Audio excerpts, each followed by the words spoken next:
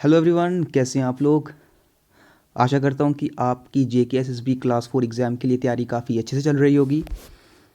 दोस्तों, काफ़ी लोगों का ये कमेंट बॉक्स में बोलना था कि हमें सेंटेंसेस यानी कि सेंटेंस रीअरेंजमेंट पर भी एक टॉपिक पढ़ाओ। तो सबसे पहले मैं आपको एक बात बताना चाहता हूं कि मैंने आपसे एक बात बोली थी कि जो हमारे इंग्लिश में दो टॉपिक्स ऐसे हैं, जैसे कि रीडिंग कम्प्रीहेंशंस यानी कि पैराग्राफ्स, अनसीन पैराग्राफ्स। इसी के साथ साथ दूसरा टॉपिक है सेंटेंस रीअरेंजमेंट। दोस्तों, ये एक ऐसे टॉपिक्स हैं जिसमें मैं आपको पर्टिकुलरली किसी के बारे में बताकर आपको ये बिल्कुल नहीं बता सकता हूँ कि एग्ज़ाम में क्या वो क्वेश्चन आएगा कि नहीं। ये इससे हमें सिर्फ एक टाइप का पैटर्न पता चलेगा कि एग्ज़ाम में किस तरह से पूछा जाता है। ठीक है, जिस तरह से आरसी है यानी कि अनसीन पैराग्राफ है, उसी तरह से सेंटेंस रीअरेंजमेंट है दोस्तों। जैसे आपको आरसी का पैटर्न पता है कि आपको एक पैराग्राफ पूछा जाएगा, उसके नीचे क्वेश्चंस होंगे, सेम सेंटेंस रीअरेंजमेंट में क्या होता है, आपको दोस्तों एक सेंटेंस होता है, उसके चार से या 3 या 4 टुकड़े कर दिए गए होते हैं और उनको आगे पीछे लिखा गया होता है। उनको नंबरिंग दे दी गई होती है ABCD। तो अब वो चारों तरफ मतलब चारों जो पार्ट्स होते हैं वो अलग अलग होते हैं। हमें सिर्फ उन सबको पढ़ के ये पहचानना होता है कि इसका राइट पैटर्न क्या होगा, मतलब कि इसको किस तरह से करेक्टली अरेंज किया जाए या रीअरेंज किया जाए। तो यही है सेंटेंस रीअरेंजमेंट। तो आइए अब वीडियो को शुरू करते हैं और इसके क्वेश्चंस को देखते हैं। ये रहा दोस्तों आपके सामने फर्स्ट क्वेश्चन। सबसे पहले आप ये खुद ट्राई कीजिए, फिर मैं आपको बताता हूँ ये कैसे करना है। पढ़िए सबसे पहले इसको। द पुलिस आल्सो से a second opinion death was cause due to a combination of from forensic experts was that the heart attack and the injuries he suffered. देख के कुछ पता नहीं चल रहा होगा आपको। जैसे मैंने बताया 4 पार्ट्स किए गए होते हैं क्वेश्चन में, 4 हो सकते हैं, 5 हो सकते हैं। ठीक है, अब दोस्तों इसको अटैम्प्ट करने का मैं आपको अगर बेस्ट ट्रिक बताऊं, काफ़ी लोग इसको कैसे अटैम्प्ट करते होंगे। वो क्या करते होंगे, पहले इसको पूरा पढ़ते होंगे, फिर कोशिश करते होंगे कि हम सबसे पहले वो फर्स्ट सेंटेंस कहाँ से ढूंढें, जहाँ से सेंटेंस स्टार्ट होता हो, वो फर्स्ट पार्ट कहाँ से ढूंढे जहाँ से सेंटेंस स्टार्ट होता हो। तो यहाँ से देखने पर आपको 2-3 पता चल रहा होगा कि यहाँ तो सेंटेंस ए से स्टार्ट होगा, द पुलिस आल्सो से ए सेकेंड ओपिनियन, या फिर सेंटेंस डी से स्टार्ट होगा, heart attack and the injuries. ठीक है, B death was cause due to A B और सी से तो पॉसिबल नहीं है। ठीक है, इस तरह से काफ़ी लोग कंफ्यूज हो जाते हैं, इसलिए मैं आपको बेस्ट ट्रिक बताता हूँ दोस्तों। क्या करना है, आपको सीधे ऑप्शंस पे जाना है और जैसा ऑप्शन है, जैसे फर्स्ट ऑप्शन क्या लिखा है DCAB, तो आप वैसा पैटर्न में इसको पढ़िए। पहले है डी यानी कि heart attack and the injuries he suffered, फिर C from forensic experts was that the police, दी इधर भी आ गया, दी इधर भी आ गया, यानी कि फर्स्ट ऑप्शन तो नहीं होगा। ठीक है, अब आप सेकंड ऑप्शन पे जाइए, CDAB, पहले सी से पढ़िए। सी फ्रॉम फॉरेंसिक एक्सपर्ट्स, यहाँ से तो बन ही नहीं सकता है, सी भी नहीं यूज़ होगा। अब आप सी पे जाइए, ADBC यानी कि ए से सेंटेंस स्टार्ट कीजिए। द पुलिस आल्सो से ए सेकेंड ओपिनियन। ठीक है, D heart attack and injuries he suffered, फिर B death was cause due to a combination of, कुछ बन ही नहीं रहा है, कुछ मतलब नहीं बन रहा है दोस्तों इसका, जैसे मैं पढ़ता जा रहा हूँ कुछ मतलब नहीं बन रहा है। तो अब लास्ट ऑप्शन, उसको चेक कीजिए, ऑप्शन डी ACBD, पढ़िए ए को। द पुलिस आल्सो से a second opinion, C from forensic experts was that the, B death was cause due to a combination of, फिर एंड में D combination of heart attack and the injuries he suffered. ये बना बिल्कुल सही, option D is the right answer, ACBD। ठीक है, ACBD से बिल्कुल करेक्ट पढ़ना, यानी कि सबसे पहले ए आएगा, फिर सी, फिर बी, उसके बाद डी। ये है, ये छोटी सी ट्रिक है दोस्तों, काफ़ी ज़्यादा काम आती है जब हमें ये पता नहीं चलता कि सेंटेंस स्टार्ट कैसे करना है। ठीक है, आप चाहे जैसे मर्जी कर सकते हैं इसको, जैसे मर्जी कीजिए, चाहे आप अपने पैटर्न से कीजिए कि पहले सेंटेंस कहाँ से स्टार्ट होगा, पर मेरे ख्याल से अगर आप ऑप्शंस पे जाओगे तो आपको ज़्यादा जल्दी पता चलेगा और एलिमिनेट करना आसान हो जाएगा। ठीक है, तो फर्स्ट का क्या ऑप्शन रहा, D is the right answer. अब हम सेकंड पे मूव करते हैं। अब सेकंड क्वेश्चन है हमारे सामने, the narrative in recent lynching incidents that it was, इसी तरह से हमें 4 पार्ट्स दिए गए हुए हैं। आप सबसे पहले इसको पढ़िए और खुद सॉल्व कीजिए वीडियो पॉज करके। और अब मैं आपको बताता हूँ कि इसका राइट आंसर कैसे, जैसे मैंने पैटर्न बताया आप वैसे ट्राई कीजिए। सबसे पहले ऑप्शन ए को चूज़ करिए, ABDC, मतलब सबसे पहले ए आएगा। The narrative in recent lynching incidents that it was, फिर B, the victim who was at fault came in. अभी तक ए और बी बिल्कुल ठीक लगे, ए और बी बिल्कुल ठीक लगे। देखो पढ़ो दोबारा। The narrative in recent lynching incidents that it was the victim who was at fault came in. आगे क्या है? आगे है D, came in for needless reiteration unless the, फिर C, prosecution resolutely makes a case of murder. तो इस तरह से पढ़ने पर दोस्तों बिल्कुल ठीक लगा मेरे को सेंटेंस, बिल्कुल ठीक सेंटेंस लगा। तो मुझे ए पर शक है कि ये ठीक हो सकता है। ठीक है, हम बाकी भी चेक कर लेते हैं। बाकी दूसरा बोलता है बी से स्टार्ट होगा, the victim who was at fault came in, फिर A, the narrative in recent, ये तो गलत हो गया ना। Fault came in the narrative in recent lynching incidents that it was, फिर डी है इट वॉज फॉर नीडललेस, तो बी तो नहीं होगा, बी गलत हो गया। उसके बाद है ऑप्शन सी, बी से स्टार्ट करना है फिर डी पर जाना है, यानी कि the victim who was at fault came in for needless reiteration unless the narrative in recent lynching incidents that it was the prosecution result. ऐसा नहीं बन रहा है।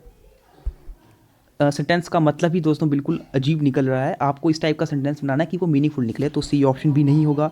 इसके बाद है last option, option D, DCBA, यानी कि पहले डी से स्टार्ट होगा, for needless reiteration unless the prosecution result टी मेक, तो डी से स्टार्ट होने के चांस ही नहीं है इसके।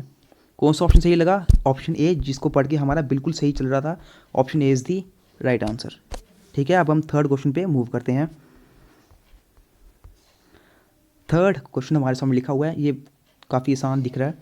ए private school education means smaller class sizes, good teachers and access to a world of extra curricular activities that state school can no longer afford. पढ़ के दोस्तों इसको बिल्कुल ऐसा लगा कि ये बिल्कुल ठीक लिखा गया है। इसको पढ़ने के बाद बिल्कुल ऐसा लगा कि ये बिल्कुल ठीक लिखा गया है। ठीक है, तो लेकिन आइए एक और ऑप्शंस भी देख लेते हैं कि क्या पता हम गलत भी हो सकते हैं। पहले ऑप्शन पे जाइए, ACBD, यानी कि सेंटेंस स्टार्ट तो ए से होगा। ठीक है, सेंटेंस स्टार्ट तो ए से होगा। तो आगे है C, a private school education means that state schools can no longer afford. तो ये दोनों लाइन तो कहीं रिलेशन में एक दूसरे से लगी रही है, यानी कि ऑप्शन ए तो नहीं होगा। बी से सेंटेंस स्टार्ट होने के चांसेस ही नहीं है, smaller class sizes, good teachers, ये कोई चांस ही नहीं बन रहा इसका स्टार्ट होने का, यानी कि ये ऑप्शन बी और ऑप्शन डी कैंसिल। ए तो हमने पहले ही कैंसिल कर दिया था। कौन सा ऑप्शन बचा? ऑप्शन सी, ABCD, यानी कि जैसा ये पैटर्न है वैसा ही चलेगा, तो option C is the right answer. ठीक है, बिल्कुल सिंपल था, ये बिल्कुल ही सिंपल था। मैं आपको एक और बात बता दूं कि अगर इसकी जगह ऐसा लिखा होता no arrangement, no rearrangement needed, तो आप उसको टिक करते कि इसमें कोई अरेंजमेंट या रीअरेंजमेंट की ज़रूरत नहीं है, तो आप उसको टिक करते। अब ऐसे तो option C is the right answer, जैसा पैटर्न है वैसा ही चलेगा। फोर्थ क्वेश्चन पे मूव करते हैं। To need but when new drugs emerge not according companies know they can make sizeable profits from them. देखिए ध्यान से पढ़िए सेंटेंस को, क्या बोल रहा है sentence, new drugs emerge to need. Sentence को ध्यान से देखने के बाद आपको एक बात पता चलेगी। अगर आप इस अकॉर्डिंग को देखो ना, आपने हमेशा पढ़ा होगा अकॉर्डिंग अपने बाद हमेशा टू लेता है। अकॉर्डिंग टू हम हमेशा बोलते भी हैं, according to this, according to that. तो ये तो पता चल गया कि अकॉर्डिंग के बाद टू आएगा, यानी कि इसके बाद ए सेंटेंस आएगा। एक बात पता चल गई, बी के बाद ए यूज़ होगा, बी के बाद ए यूज़ होगा, ये कंफर्म है। ठीक है, बस आप ये चेक करो कि इनमें से किस में बी के बाद ए लिखा गया है। इसमें नहीं लिखा गया, इसमें लिखा गया है, इसमें नहीं लिखा गया, इसमें भी नहीं लिखा गया, यानी कि ऑप्शन बी राइट हो जाएगा।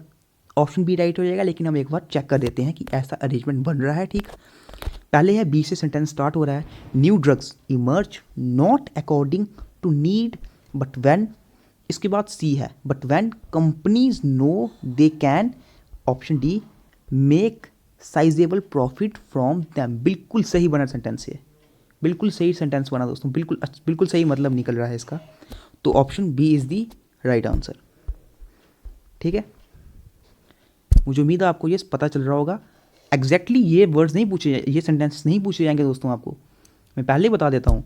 आरसी और सेंटेंसेस या सेंटेंस रीअरेंजमेंट में आपको बिल्कुल एग्जैक्टली नहीं पूछा जाता जो आपको बुक्स में मेंशन किया होता है या फिर कहीं यूट्यूब वीडियोस पर। वो एक अनसीन चीज़ें आती हैं दोस्तों, एक कुछ भी आ सकता है इन दोनों में से।